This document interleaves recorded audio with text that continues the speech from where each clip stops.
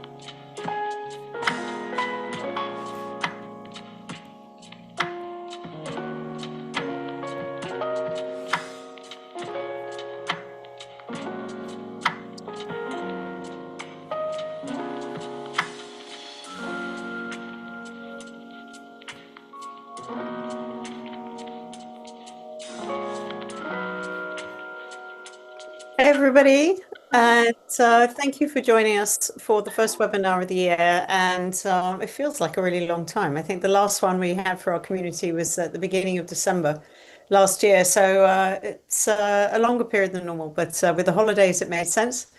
So I'm Vanessa from Envision. I think most of the people on this call are regulars, so know that, but nice to meet the new folks. I'm just going to go through a little bit of housekeeping with everybody, and then we'll get started with an agenda. And today we've got Kartik just taking us through his thoughts of CES. He did a flying visit into the show, which is mammoth, of course. I'll give you some updates then on some new content that we have that could be useful. And then we're going to pass it to Kartik Cannon, our CTO, to get under the hood and tell us what's all going on in the Envision labs and the fun stuff. So very quick housekeeping. We are recording this. We are recording it on YouTube. And that means that anybody later, if you need to drop off or you've got folks that actually couldn't make it that you think would be interested, feel free to share that link. And we post it all over our socials, but also if you just go to the Envision channel on YouTube, it's there under the live stream. So that's where to find it. We are also going to take questions. As a big part of this is you have the chance to bring your questions to the founders from Envision. It's very rare that companies do that these days. So make the most of it, and that'll happen at the end. So hold your questions there. I do see that some folks are writing in questions already. That's brilliant. We'll try and answer those as quickly as we can as well. And if you are wanting to ask a question live, please raise your hand, and we can do that by some of these shortcuts that I always get wrong. But anyway, if you're if you're invited to speak, Kartik, we'll choose folks. So raise your hand, and then the keystroke to mute and unmute yourself is Alt plus A for Windows, and then Command plus Shift plus A for Mac. And then to raise your hand function on Zoom, if you're using the Zoom, it's Option plus Y on Mac and Alt plus Y on Windows. And if you're tuning in for YouTube, we always get a dozen or so folks doing that. Just use the chat function. And of course, in Zoom, you can also just use the chat function. The Q&A window actually is the best one. As I said, we're seeing some questions there. So that's the housekeeping for now. I am now going to pass over to Kartik, who is over his jet lag, thank goodness, and can tell us a little bit about CES. Thank you, Kartik. Great. Yeah, no, appreciate that, Vanessa. And yeah, hi everyone. It's great to be back on this webinar, and again, just having a chance to have a chat with all of you.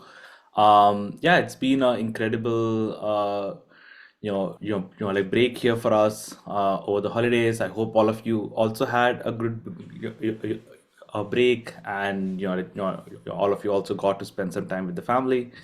But as soon as the holidays stopped, the like the first big event of the year is CES. So that's where I found myself looking through all the technology that's being launched and announced by all the technology companies around the world. And the CES is actually a good event because it sort of gives you a snapshot into the future to understand what this year could hold from a technology standpoint. Because a lot of the your like launches that people do at CES are not really fully finished your products. It's more your concepts. It's more your prototypes. So it sort of gives you a very good sense of like of what's gonna be the hot topic or your trend that will dominate technology in the in the year. And in this year, after walking through all the halls and all the booths, which is quite a lot, to be honest, like I was there for your 3 days, and I think I must have seen 30% of it. That's how huge it is. Uh, but I think the big general trends that I would take away was, of course, AI was a big focus, but that's always really sort of been the way for the past couple of years. But I think a big difference I saw would be more agents. So people talking a bit more about the agentic nature of AI to go and perform tasks on your behalf.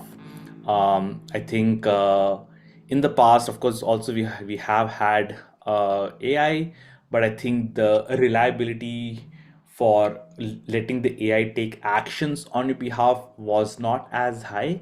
People used AI a lot for getting information, for it to like write stuff, for it to make stuff. So it was always like information is sort of how people viewed AI as.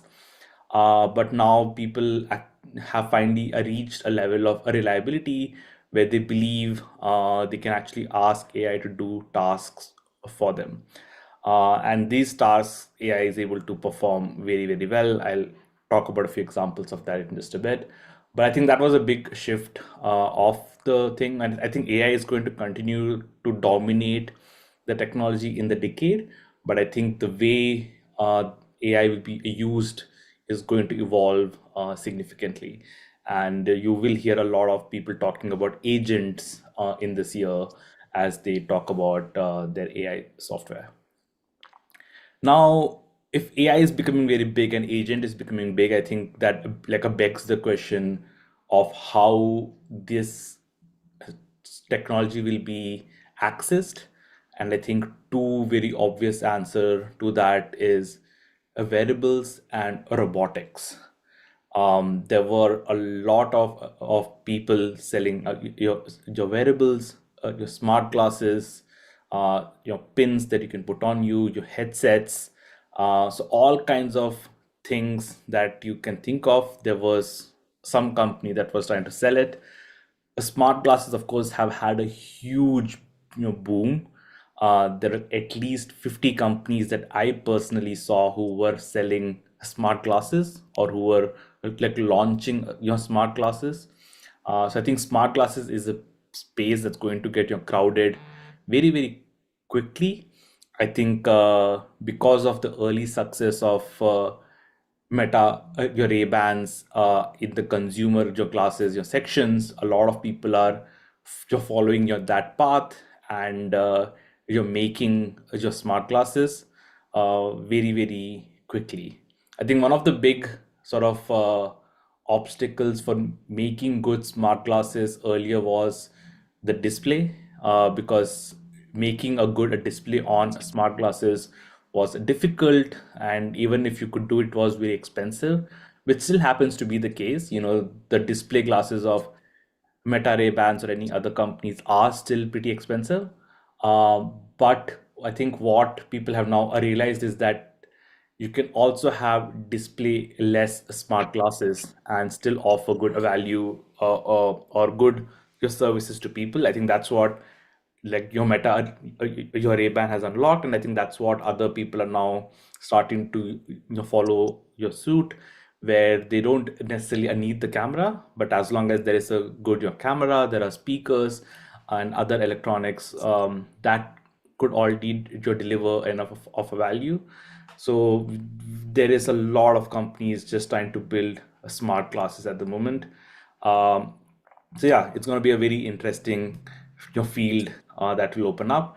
And I think one of the biggest beneficiaries of this is, I think, going to be accessibility community. I think these smart glasses, even though their intention is not accessibility, even though that's not why they are being designed and developed, but I think this is a technology that would benefit the like the accessibility community the most, which includes people who are blind or have a low vision, but also people who are like deaf or hard of hearing, because basically this wearable AI will offer them easy access to information around them, and I think we are finally at that point. So I'm super excited, for this, because this is the future that Envision has been preparing for. Like ever since we launched the company, it seems 8 years ago now. We always said that we believe very strongly that there will be in your future, your smart glasses will become a ubiquitous thing. If you sort of go back to our webinars in the past, this is a point that we keep bringing it up again and again, where we say that we think smart glasses are going to be ubiquitous, and we want to build the software on these smart glasses that will make them accessible. And I see that the future finally happening, and we're excited about it, and we're doing a lot of development with that trend, with that future in mind. So your KK will talk a bit more about like under the hood, the work that's being done to embrace this kind of a future. But yeah, just as an observer of technology, this is a very exciting trend for me to finally see happen. The other interesting platform that is leveraging AI, specifically agentic AI, is robotics. Robotics was always sort of looked at as this just sci-fi, distant future kind of a technology. Especially your humanoid robots, right? Like like robots which look like humans, means they have an arm and a leg and and heads. So they were sort of always looked at as extremely futuristic. They were almost looked at as a gimmick. Like people used to sort of like like show off these things on a stage, but they were never put into your production, right? Like you were before this, you were never able to go and purchase a humanoid robot for yourself to do tasks. But I think now we have reached a point where that is changing.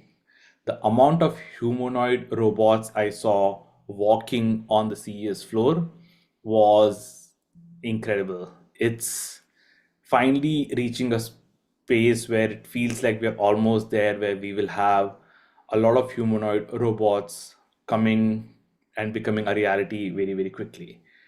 I would maybe put a caveat on that, saying that, like, don't expect them to start being a consumer home your product immediately. I think that's not going to happen this year. But I think this year we'll definitely start seeing more industrial other uses of these your humanoid robots, because what they are you're good at as of now, as of today, is in doing specific tasks very, very well.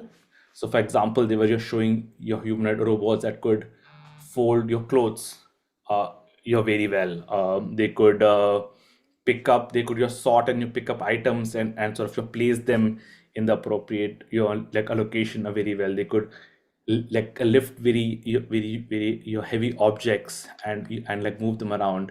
So stuff like that is what they're very good at as of now, uh, which means that the most advantages of them will be felt first by industries. Think of big factories or your warehouses where there's a lot of repetitive tasks that needs to happen, and then you can just have a fleet of your robots that just go out and do it. There could be a lot of agricultural applications of this. Think of a robot just working the farm, just doing the hard, your manual labor that needs to be done. Robots don't get like tired. You don't need to pay a salary for them. You don't need to give them holidays. So that way, I think industries is where the robots are gonna see the first adoption. And I think over the years, of course, I think they will also be more generalized enough for everyday your home use as well.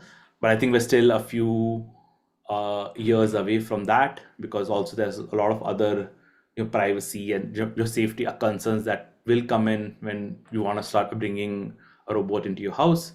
But I think industrial use of these is already something we're going to start seeing from this year onwards.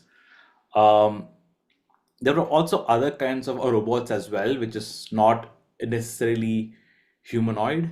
For example, there are robots making coffee and like matcha and all of those things, right? So these are just a couple of arms just hanging out, which can make any kind of your coffee that you want in front of you.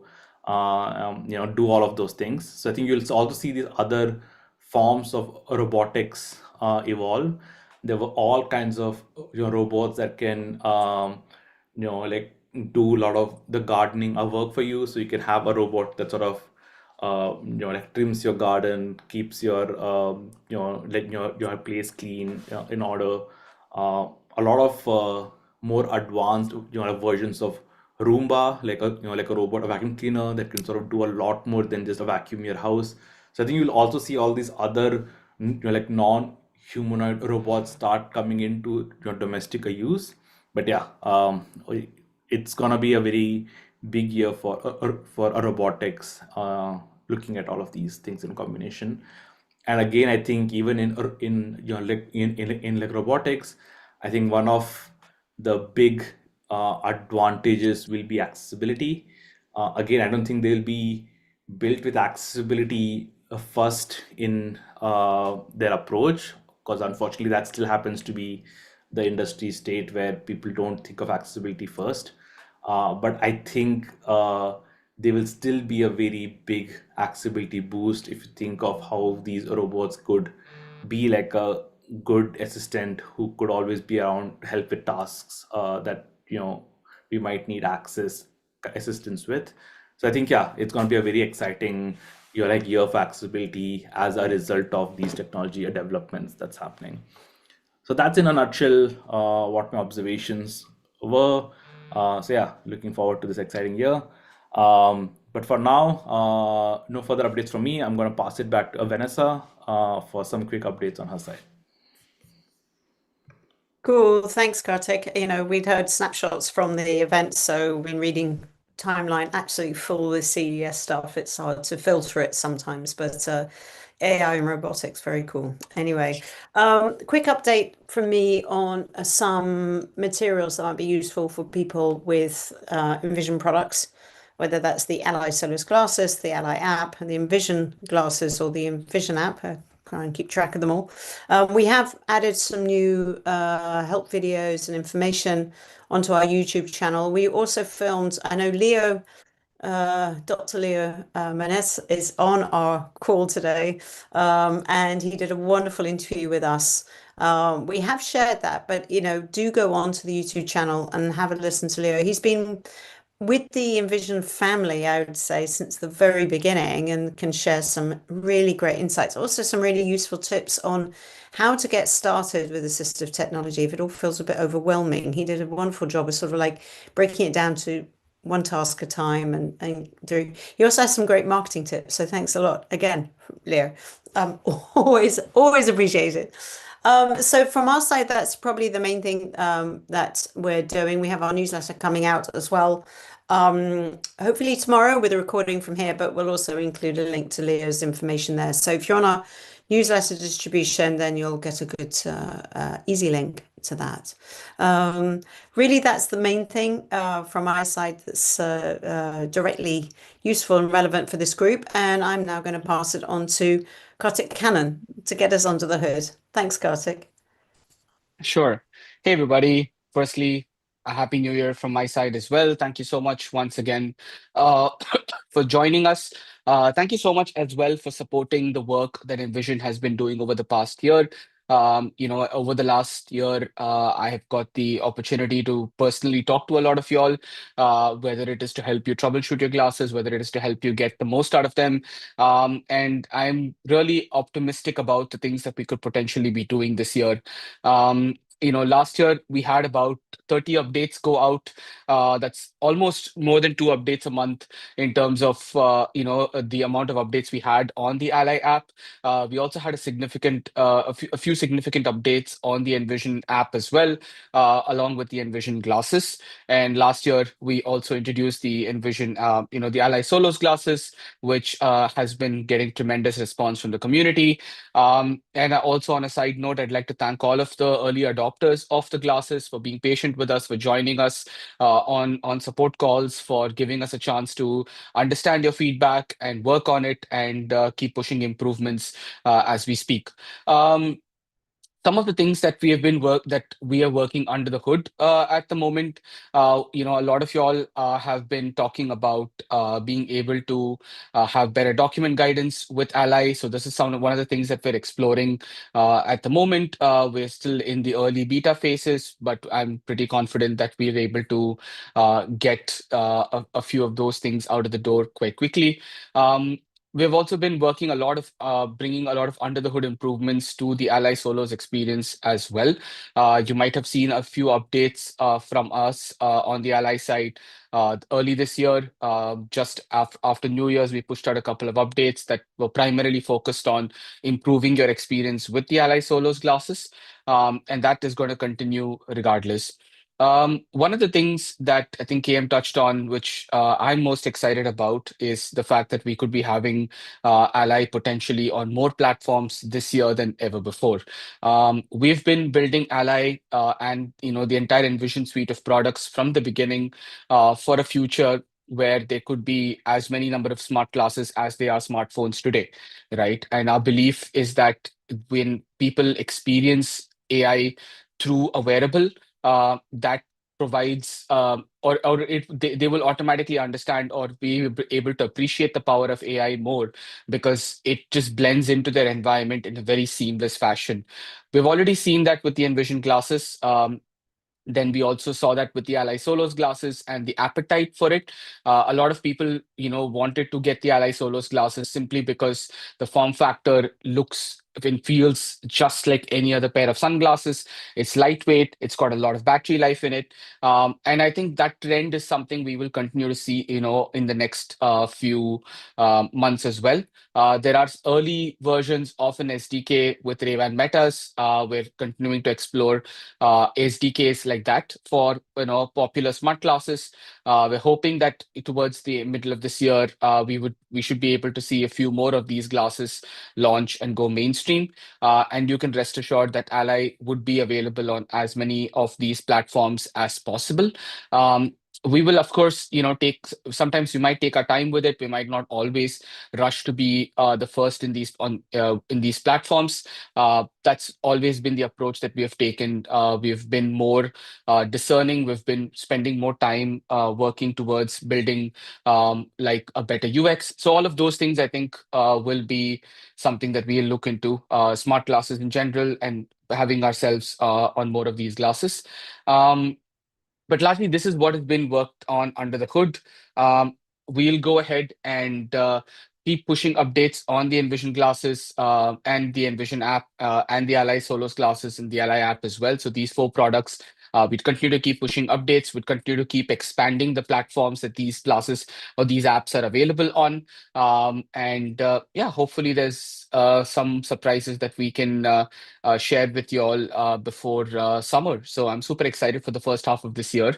And once again, thanks everybody in the community for being extremely supportive of the Envision over the years. You've always been kind enough as we have kept launching new products, as we have kept expanding and being more ambitious. I think you guys have been very patient and understanding and supportive of our ambitions. And I hope we continue to receive that support, and I hope we continue to deliver on that hope that you guys have placed on us. So thank you so much once again, and it is back to Vanessa.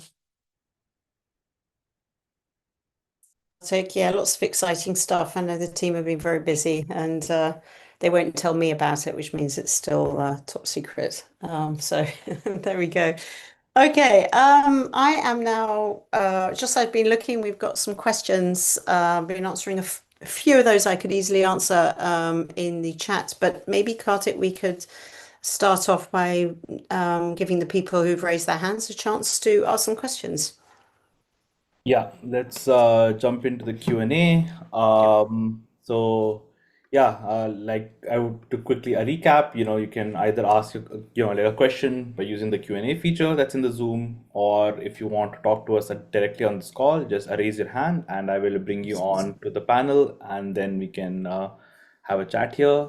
I do see a few questions in the Q&A, so let me quickly start with that. There is a question from Marinella, who's asking, will there be more British sounding voices added to the voice list? I see your Vanessa is giving a thumbs up because she's always advocating for more a British representation on Ally. Yes, that's always going to be the case. We will be adding a lot more your voices, but also you can prompt the voices on Ally to actually have different accents. So it has that ability to sort of modify the voice.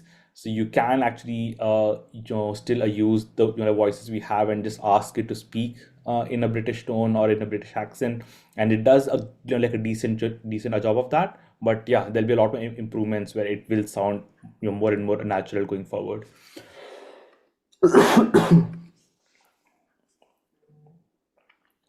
There's a question from your David who says, is there a possibility that Ally can become hands-free on the Solos platform? Yes, this is also something that we are working on. It would mean that we need to have a wake word on the classes that it can recognize and then open this particular feature for you. So it is something that we are currently working on.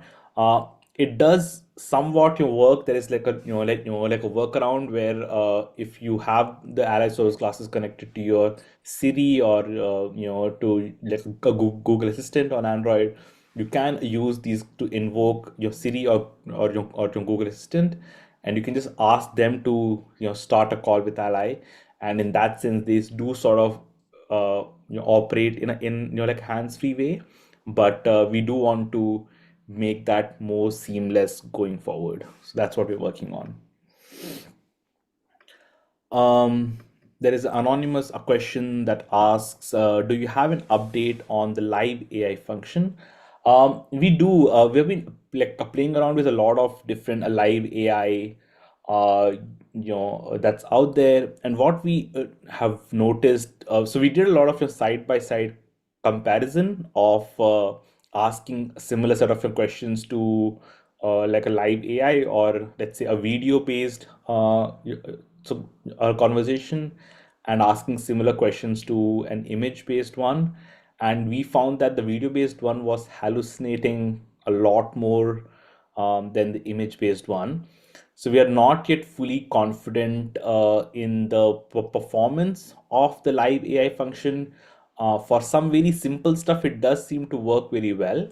But when it comes to tasks like reading things and stuff like that, all the video AI functions, and we have tried Gemini or GPT, they too tend to hallucinate a bit more in very specific use cases. So I think there's still a bit of development work that we want to do on that before we can actually release that to the public. So yeah, but it's definitely something that we're constantly working on and developing to improve as a feature. Okay, there is a question from M Aperic who says, Google Glass is coming back in 2026. Does that mean we'll see new Envision glasses? We are still in touch with the Google team, and we have very good relationship with them. We are your partners with them on the XR platform. So on the Google Glass, so Google is not putting out glasses themselves, right? So here's let me see if I can share with you without revealing anything that's under a confidentiality clause. So here's what we know about the Google Glass coming up in 2026 is that your Google is not going to be launching a glass of their own. So the Google, uh, so if you did you watch the Google I/O in 2025, they did your show these glasses, the Astra glasses on stage, which sort of could do things as people talk to it. Those glasses are only prototype glasses, right? So we did you get access to them. We did get to play around with those glasses, and they were very impressive, both in the display that it had on them and everything. But those glasses are your prototype glasses. They're not going to be released directly to the public by like Google itself. Instead, what Google is doing is it's building a platform under your Android XR, where it is going to allow other third-party companies to build your smart glasses on top of the platform that they have built. And this is a partnership between Samsung and your Google. So Samsung offers the electronics, and your Google with Android offers all the software. This allows any your third party which wants to make smart glasses to be able to you make it with them. So the glasses that will be coming out in 2026 will actually be made and distributed by other companies. So for example, there are two companies that Google has publicly announced. One is Warby Parker, which you might you're like know as an eyewear, a brand in the US. So Warby Parker is the one that will be you're manufacturing and distributing these glasses, but they will be like using the internals of Samsung's electronics and your Google's Android your platform. The other company that is going to be making these glasses is Gentle Monster, which is which is a company from South Korea. So they will also be doing the similar thing where they are the ones who will like manufacture and distribute these glasses, but it's going to be Samsung and your Google who will be offering them the internals of it. So that's like really the game that your Google is playing, where they don't want to get into manufacturing these glasses and distributing these glasses themselves as of yet, but they want to be the ones to supply the underlying operating system and the software and allow other people to develop smart glasses on top of them, right? It's a bit of a similar strategy they took with Android to begin with, where they just built Android and they offered it to Samsung, to LG, anyone in the world who wanted to make smartphones could then use Android to build smartphones. They're trying a similar approach to smart glasses as well, which means they just want to be the ones that will have the control over the platform on all these smart glasses. Now, that being said, it doesn't mean that Google will never enter into making their own smart glasses. Like, so how they did with like smartphones, they eventually did, like build their own your Pixel like smartphones. So there is a chance, and this is just me like speculating at this point, that there is a chance that Google probably will have a Pixel smart glasses in the future. But yeah, that's just speculation at this point. But it will definitely not be launched in this year. What will be launched in this year would be a Warby Parker and a Gentle Monster, a smart glasses built on top of the Google platform. And we are working with the Google team to ensure that our applications are available on these smart glasses when they're eventually like launched. And that's all I am allowed to share about that at this moment. All right. Let's go and try to answer some of the questions by bringing people on the call. I see a raised hand from a phone number uh, which ends with 888. So I'm gonna bring them on. And if you're on this call, you can unmute yourself and ask your question. Hello there. My name is Bob. How are you today? Yeah, hey Bob, I'm good. Can How are you you? hear? Hey, good, Carter. Yeah. Listen, I bought the Solos glasses for my wife, and she got them back in October. And we're continuously having problems. She did do a session with Bob from Chicago, and that was of some help. However, here's the issue we're having. When she uses her iPhone 17 with the app just to identify products, the app works pretty well. She can hold up items in the kitchen, and the app will identify the products within, say, let's 5 seconds or so. When she connects the glasses will just set basically for up to 45 seconds, and then when they give us a response, it's totally wrong. For example, yesterday she held up a box of raisins and it said, hey, that's a can of spinach. And this has continuously been a problem. I think since the app seems to work, but when she connects to the glasses, it just doesn't respond. And we do have a good Wi-Fi connections. We live right near Baltimore, and I even bought her a new iPhone 17 because I thought, well, maybe if I get you a new phone, it'll work better. Well, the phone works fine, the app works fine, but the glasses seem to be giving us a problem. And I personally, I feel that the glasses are defective. I sent Charmaine an email asking if, first I asked if we could get a refund, and I understand that we've had the glasses since October, and it's been too late to get a refund. But I asked if we could send the glasses back at our expense and maybe get a different pair because I don't know. I just feel that these glasses aren't effective. If the app works but the glasses don't, there must be a problem somewhere. Yeah, KK, do you have some suggestions here for Bob? Um, yeah, like we will have to talk personally, Bob. I think I've in the past as well, I've shared my calendar. I'm happy to maybe just quickly check with Charmaine about your case after this, reach out to you over email and send across my calendar, but I'll have to take a look at why this is happening uh, on a call with you. I'll have to get on a call with you and help you debug it. I would greatly appreciate that. Yeah, we want to make the glasses work, and we definitely Definitely. want to try to get them to work. So anyway, if you can help us out, that would be greatly appreciated. And thank you very much. Thank you. All right, Bob, thank you so much for your time. Yeah, we'll I'll make sure that we will jump on a separate call with you and you help you in the best way possible. All right. Then I have a question from Karen Bauer, who is asking, is Apple developing smart glasses, please?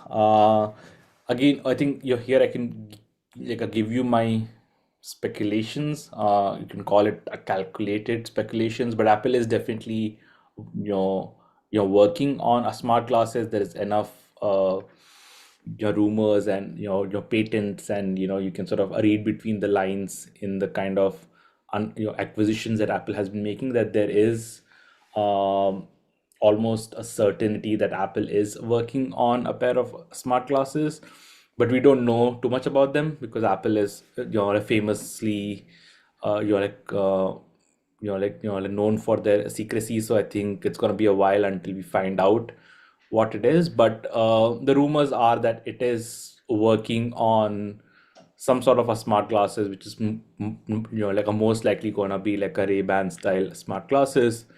But I did read an article yesterday which also said maybe Apple is working on some sort of a pin, so it's not really a smart glasses, it's more like a pin that you put on yourself. So yeah, I think with Apple it's gonna be very difficult to understand what they're doing, but I don't think they're coming up with anything this year for sure, because then the rumor mill would have been very, very high and hot. So because of how scarce and rare these rumors out of Apple are, I can say with a very high degree of certainty that Apple is you're definitely working on a smart glasses, but it's not something that's gonna announce this year. It might be something for the next year that they could be putting out. All right, I have a raised hand from Graham Studley. Graham, you can unmute yourself and ask us your question. Yes, Karthik, can you hear me? Yes, Graham, go ahead. Very well. My problem is, and I have actually written an email to you and to Monica, checked with Bob. The situation is about a day after I received my Solos glasses in December, the battery died. The blue light does not come on when I charge it. It does not take a magnetic charge. The USB charge does not work. The battery does not work. So I'm in a situation where since December, I haven't been able to use the glasses, and I either need a working pair or a refund, but I'm running out of time for the refund because, of course, I keep asking for change for a new pair of glasses. So what's your advice, Karthik?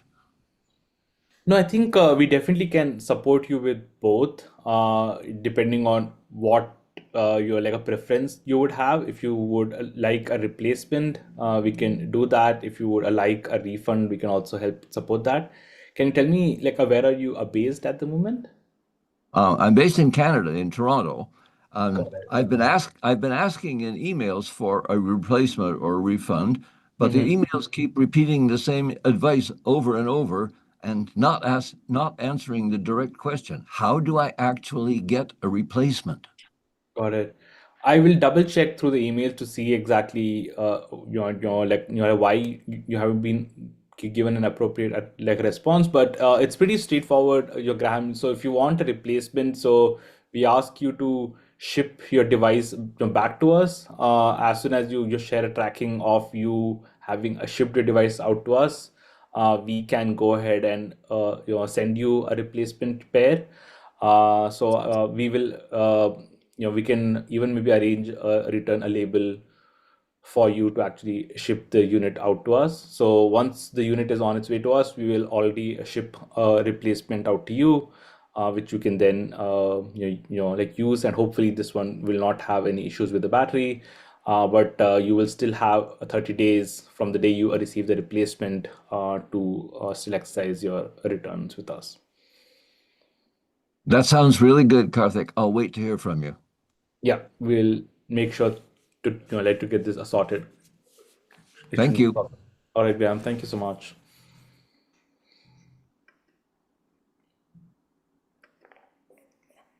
All right. More questions in the Q&A. Vivi Alvarez says, I'm having same difficulty with my Ala Solos as Bob. I bought an iPhone 17 and I'm not able to get a result. Thanks, Vivi. If you could reach out to us at support@letsenvision.com. We will make sure somebody from our team also gets on a call with you to help understand exactly what the issue is and hopefully help debug it there itself.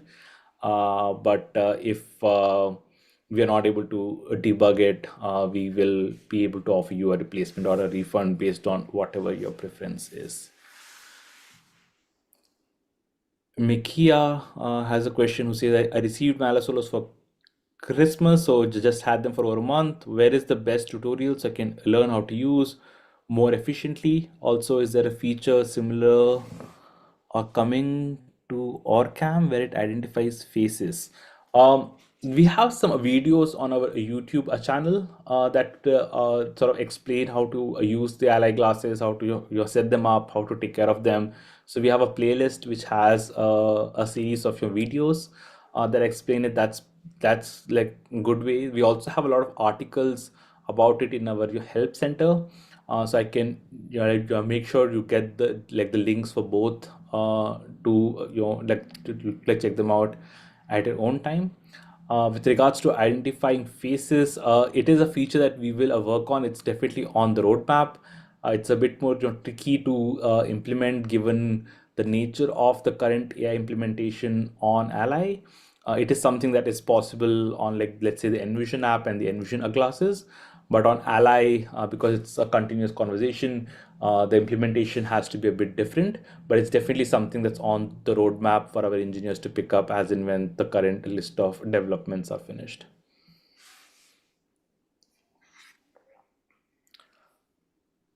All right.